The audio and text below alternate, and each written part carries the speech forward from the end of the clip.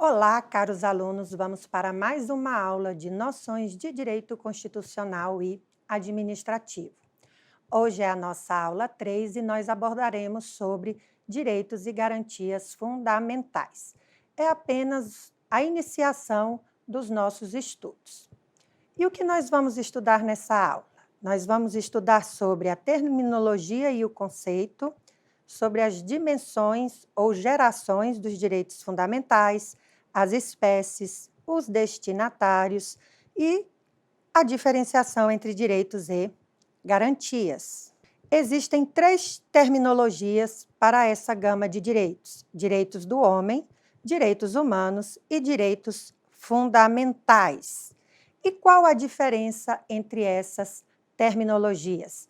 Está na positivação, ou seja, na posição que ocupam no ordenamento jurídico ou no direito. Quando a gente fala em direito do homem, nós estamos falando aquele rol de direitos naturais que tem como objetivo a dignidade da pessoa humana, como, por exemplo, o direito de respirar, certo? O direito de permanecer vivo. Ainda hoje, nós temos direitos fundamentais que poderão ser descobertos. Por exemplo, nós temos um direito super atual, que é o direito à felicidade. Outro direito são os direitos humanos, que são aqueles direitos que estão positivados na seara internacional, tipo a Declaração Universal dos Direitos do Homem. E, finalmente, direitos fundamentais é o nome que recebe para todo esse rol de direitos humanos que entram na Constituição do Estado Democrático de Direito. Isso vale diferenciação para cada Estado. Bem, e o que é, então, direitos do homem, direitos humanos e direitos fundamentais? São direitos que estão intrinsecamente ligados à dignidade da pessoa humana.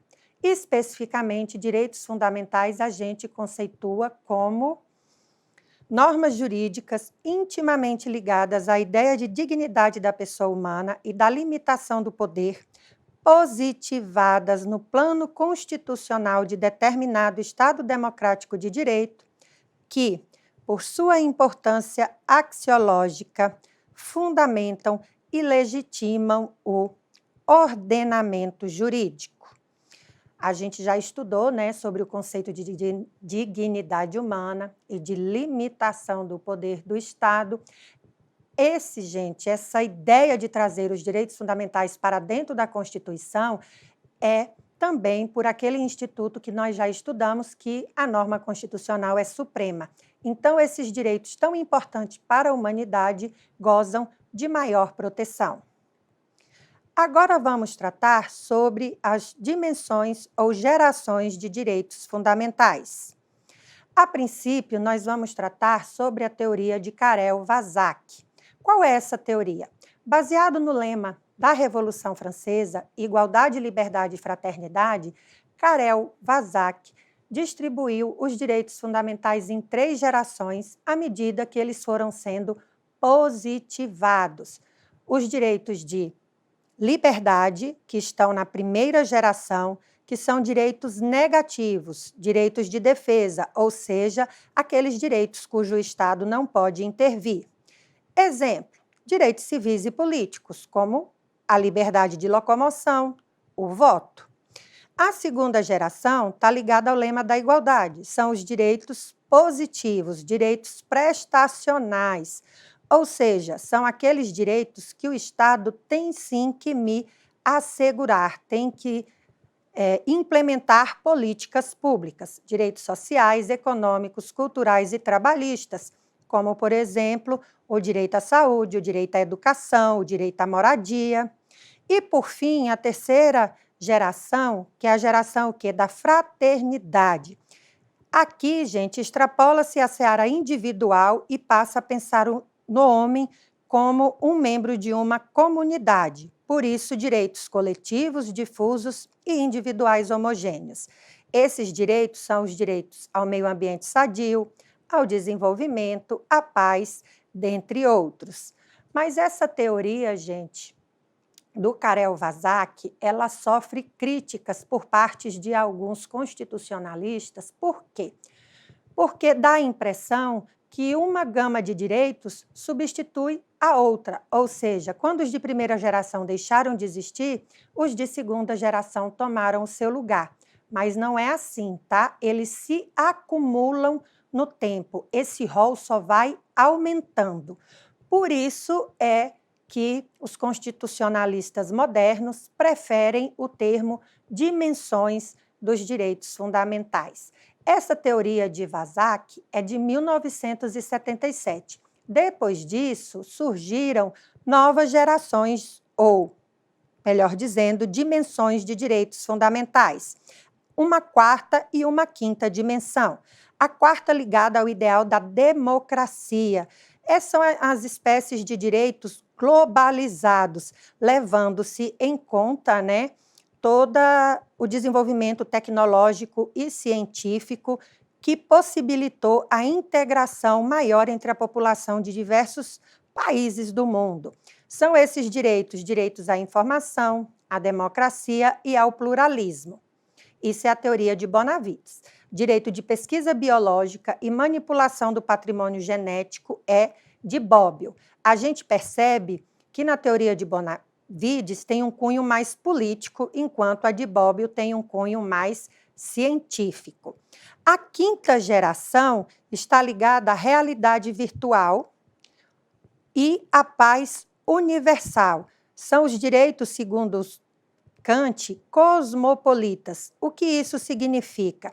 O homem deixou de ser considerado como membro de um Estado democrático de direito específico e virou cidadão do mundo. Aí entra o direito cibernético, o direito à paz e direitos atrelados ao cuidado, à compaixão e ao amor por todas as formas de vida. Certo? Bem, para Bonavides também, ele acentua muito essa quinta geração, a questão da paz. Por quê? Não só paz no sentido de não existência de conflitos internacionais, mas também a paz interna, a violência urbana, a violência estatal. Alguns até alargam para dizer também a paz de espírito, a sanidade mental, por assim dizer. Agora vamos tratar sobre as espécies de direitos fundamentais. Nós temos os direitos de resistência e os direitos prestacionais. Os direitos de resistência protegem o cidadão da arbitrariedade ou do abuso de poder do Estado. Os direitos prestacionais criam o dever do Estado em oferecer aos cidadãos prestações positivas para a minoração das desigualdades sociais, certo? E exemplo desses direitos. Direitos de resistência, por exemplo, o direito de liberdade de locomoção. O Estado não pode intervir no meu direito de ir e vir arbitrariamente. Para tanto, ou tem que haver um flagrante delito, ou tem que haver uma decisão judicial fundamentada. Quando a gente trata dos direitos prestacionais, nós temos direito como a educação e a saúde. E é por isso que existe o SUS e que existe o ProUni. E agora, gente, que a gente já estudou o conceito desses direitos, a gente já viu que eles prezam pela dignidade humana e pela limitação do poder do Estado, vamos agora ver a quem eles se destinam. Bem, segundo o caput do artigo 5º da Constituição Federal, os direitos fundamentais são para todos, sem distinção de qualquer natureza, garantindo-se aos brasileiros e aos estrangeiros residentes no país a inviolabilidade do direito à vida, à liberdade, à igualdade, à segurança e à propriedade. Eu grifei aí a questão do brasileiros e estrangeiros residentes no país, porque isso já é uma questão superada, tá? Tanto a doutrina como a jurisprudência já trazem que os direitos fundamentais eles valem para qualquer estrangeiro que esteja no território nacional. Pode ser a passeio, pode ser a trabalho, pode ser simplesmente de traslado, viajando entre um país e outro. Então, os direitos fundamentais independem se são residentes no país. Pode ser que os estrangeiros estejam só de passagem. Vale também para os apátridas, ou seja, aquelas pessoas que não têm vínculo jurídico com nenhum Estado. E, por fim, temos teoria que os direitos fundamentais valem também, inclusive, para os animais. E é por isso que nós temos, por exemplo, a lei que veda, que pune a crueldade animal. Certo? E aqui eu quero lançar um desafio para vocês. Será que existe algum direito fundamental exclusivo de brasileiro? Será que existe algum direito fundamental exclusivo de estrangeiro? Deem uma pesquisada aí e vão lá no fórum responder estas perguntas para mim. Para finalizar, gente, nós vamos tratar agora sobre a questão de direitos e garantias.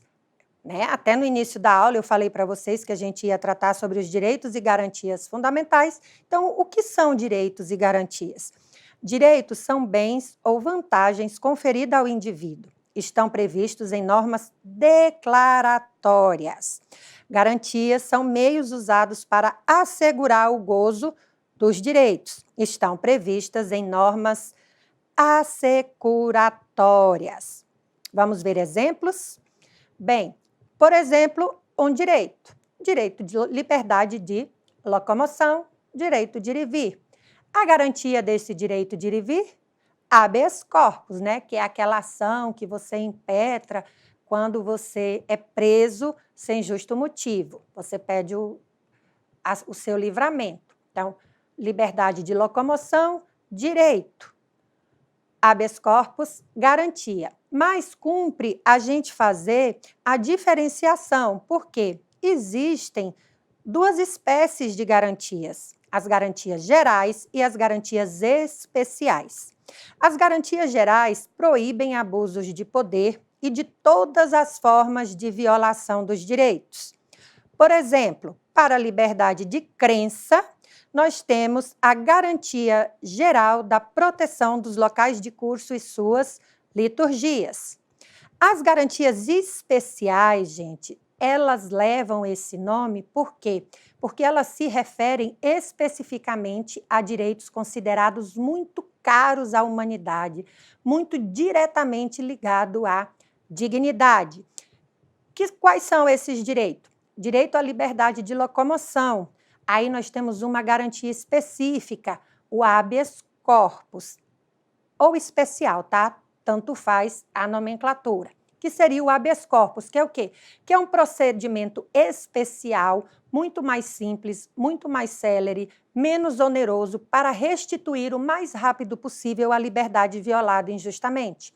Nós temos também a garantia especial do habeas data, que é quando há violação da liberdade de informação pessoal. Só vale informação sobre mim, certo, gente? Eu não posso pedir informação por terceiros, tá?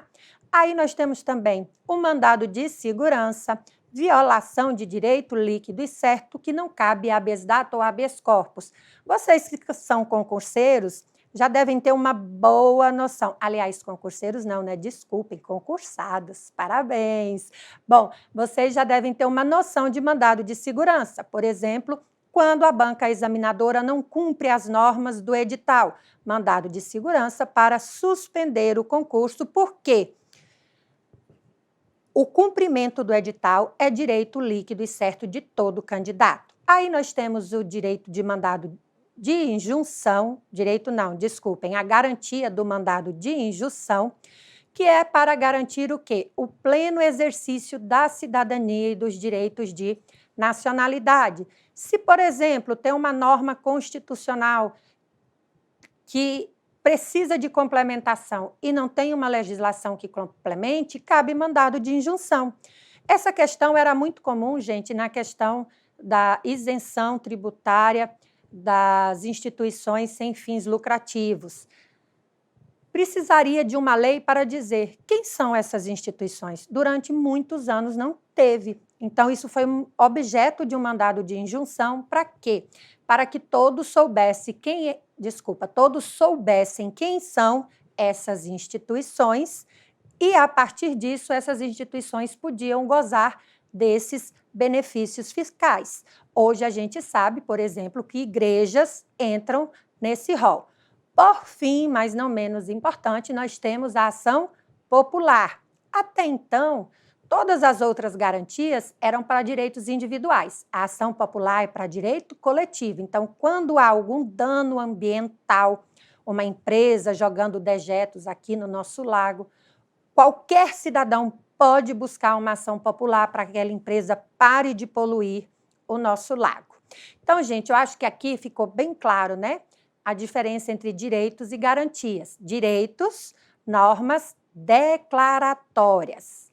Garantias, normas assecuratórias dos direitos. Aqui estão as nossas referências, que é para a gente poder lembrá-los de que o livro do Melo e da Messa encontra-se na nossa biblioteca virtual. Então, vão lá, acessem nossa biblioteca e utilizem esses livros para estudos complementares. Bons estudos e até a próxima!